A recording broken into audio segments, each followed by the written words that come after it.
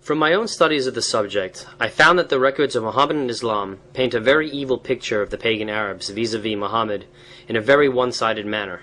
What, according to your research, are the facts? First and foremost, I would like to point out the following facts to our listeners, even though I have mentioned them in earlier chapters.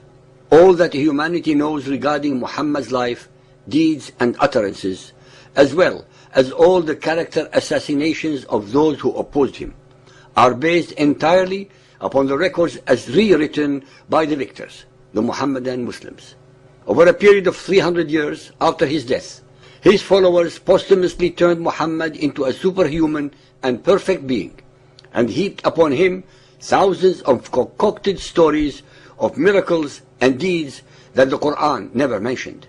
To reiterate, we have not a single record of these events from the point of view of Muhammad's victims, the pagan Arabs or the Judaized and Christian Arabs. Like all criminal minds, and to justify any and all of his heinous acts, Muhammad projected upon his victims the very attributes, sentiments and actions that he actually harbored against them or intended to do unto them. All the hadiths show beyond a reasonable doubt that it was Muhammad who always initiated all acts of aggression against his victims, starting with his own kith and kin, the Quraysh, then other pagan Arabs, then the Jews, and finally the Christians. To prove our statements and conclusions, we never have to deceive, lie, or misrepresent anything regarding Muhammad's Quran or the Hadiths, because, as we have repeatedly and amply demonstrated, the Quran and Hadiths self-destruct. It was Muhammad who insulted his people's gods. It was Muhammad who denigrated their centuries-old religious beliefs and traditions. It was Muhammad who consigned all their dead, their mothers, fathers, sisters, brothers, etc., to eternal perdition just because they did not believe as he did. The fact that they let him live speaks volumes about their decency, tolerance, tribal loyalty and compassion. Because of these sublime attributes, they were later subjugated and forced to convert to his cult belief system, hence losing their freedom, their dignity and their morality. As we all know, no human being would last more than a few seconds if one insulted Muhammad, Allah or Islam in any Muhammadan country or even in any other country.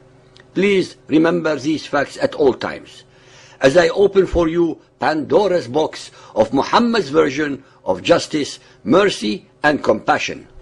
Al-Tirmidhi Hadith 117, narrated by Ali ibn Abu Talib.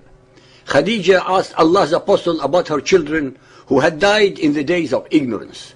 Thereupon Allah's messenger said, "They are in hellfire." And when he saw the sign of disgust on her face, he said, "If you were to see their situation, you would hate them." She said, "Allah messenger, what about my child that was born of your loins?" He said, "It is in paradise." Then Allah's messenger said, "Verily, the believers and their children will be in paradise, and the polytheists and their children in hellfire." So-called believers and unbelievers, you should all know that only God has the authority to consign the dead to heaven or to hell, and not Muhammad. Yet we find Muhammad arrogating this divine privilege to himself, both in his Quran as well as in the Hadiths. By what stretch of human imagination or intellect can anyone accept Muhammad's answer to his wife Khadija as either true or binding? Why would any innocent child be consigned to eternal damnation through no fault of its own?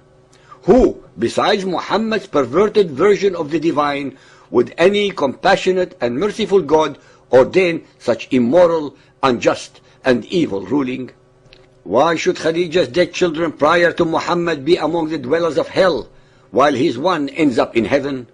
Both died in infancy, and according to Muhammad were born in fitra, that is, in Islam, as the following verse asserts. Sahih Bukhari 6.298, narrated by Abu Huraira. Allah's apostle said, "No child is born except on al-fitra, Islam, and then his parents make him Jewish, Christian or Magian. As an animal produces a perfect young animal, do you see any part of its body amputated?" As we have demonstrated repeatedly in our series, Muhammad was a pathological liar, a demonic deceiver, and an obscene hypocrite who beguiled and tempted his otherwise ignorant, unlearned, and superstitious followers into believing him and his mendacities. In one verse, he extols the virtue and innocence of children, and in the next one, he consigns them to the tortures of hell. To believe and follow Muhammad is exactly the same as believing and following Satan. Most Westerners and other so-called unbelievers watch in horror the videos shown on Al Jazeera as well as on jihadi sites, the butchering, the beheadings, the dragging of the bodies of the dead, and their mutilation by frenzied Mohammedan mobs while screaming Allahu Akbar. They watch mesmerized at the unbelievable bestialities committed in front of their eyes in real time in the name of Allah and Islam. They watch while thinking that these satanic demonstrations are committed by only a fringe, a minority of radical or extremist elements, but nonetheless a minority of Mohammedan Muslims. Their erroneous perception is further reinforced by the deliberate lies and deceptions of the elite among the leaders of Mohammedan Islam and their supporters in the West. They willfully ignore the rulings perpetrated by the Mohammedan religious leaders in the most important seats of Mohammedanism in Saudi Arabia, Al-Azhar of Egypt, Qum of Iran, and others that state the following.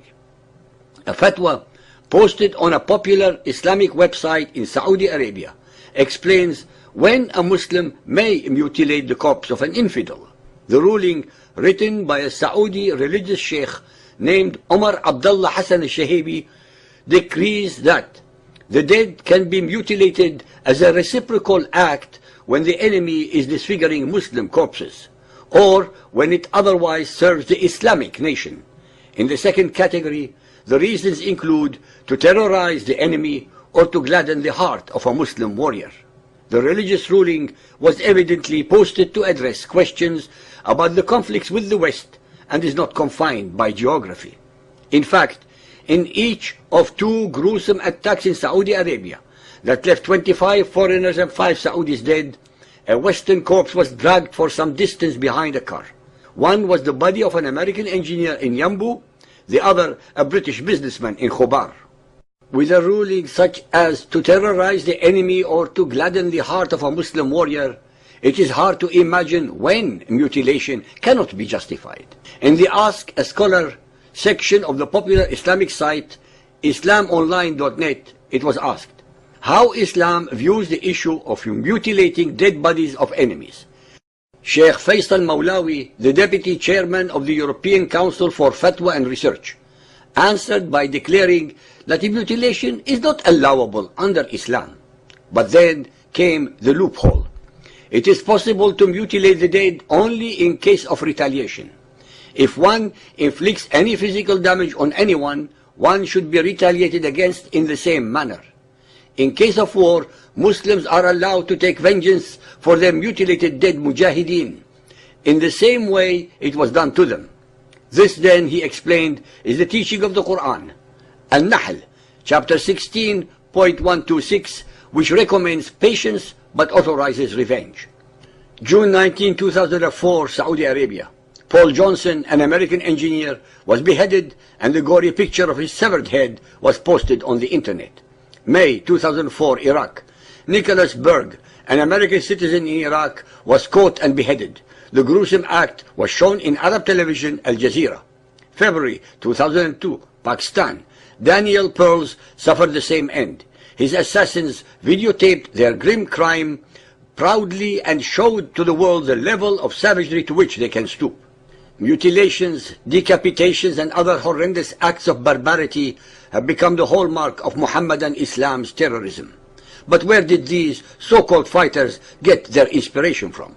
The answer to this question, as we have repeatedly revealed in several chapters of our series, especially the ones that deal with Muhammad's Sunnah, his alleged deeds, performances, and statements that every male Muhammadan follower should emulate to the letter. Al-Imran 3.31. If you love Allah, then follow me, Muhammad. Al-Ahzab 33.21. We have indeed in the Apostle of Allah a beautiful pattern of conduct for anyone who hopes is in Allah and the final day. Miskat al-Masabih 1, page 173, the Book of Allah and the Sunnah of the Prophet. I leave with you two things. If you hold fast by them both, you will never be misguided. The Quran and my Sunnah.